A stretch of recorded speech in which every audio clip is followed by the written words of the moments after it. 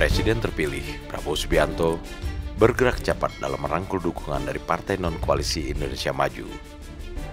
Setelah pertemuan dengan Ketua Umum Nasdem Surya Paloh, Prabowo juga dikabarkan akan bertemu dengan pimpinan pusat P3. Prabowo Subianto sejak awal sudah menyuarakan politik perangkul, yakni mengajak sebanyak mungkin elemen masyarakat dan elit politik untuk bersama menghadapi tantangan Indonesia ke depan. Bangsa ini harus terus bergerak, dalam arti setelah pemilu usai, maka usai pula pertarungan politik. Pertengkaran yang berlarut-larut pasca pemilu justru akan menciptakan kondisi yang tidak produktif. Di Indonesia sudah jadi tradisi bahwa pemerintahan baru mendapat dukungan mayoritas partai politik di parlemen. Ini terjadi saat Megawati, Susilo Bambang Yudhoyono, dan Jokowi.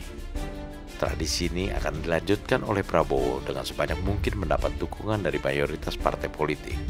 Selain memang tekad Prabowo sejak awal untuk mengajak dan merangkul semua elemen masyarakat serta elit politik, bagian dari semangat rekonsiliasi Prabowo. Kabar akan bergabungnya Nasdem dan PKB dalam koalisi Indonesia Maju akan menjadi perhatian besar di masyarakat.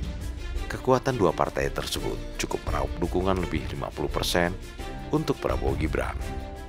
Gabungan partai koalisi Prabowo Gibran yang lolos di DPR, yakni Gerindra, PAN, Demokrat, Golkar, ditambah Nasdem dan PKB, akan menguasai sekitar 60,1% kursi di DPR.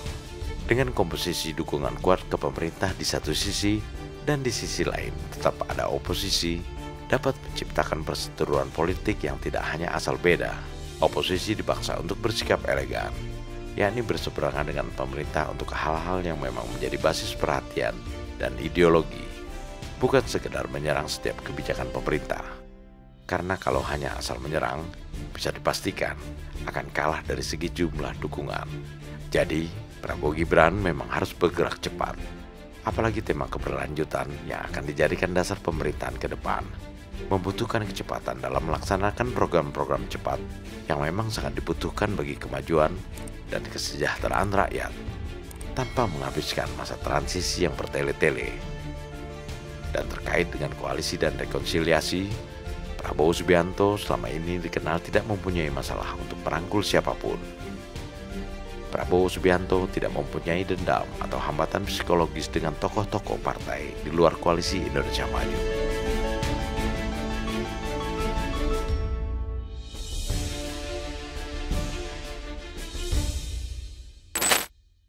Prabowo Gibran, Man of Our Time.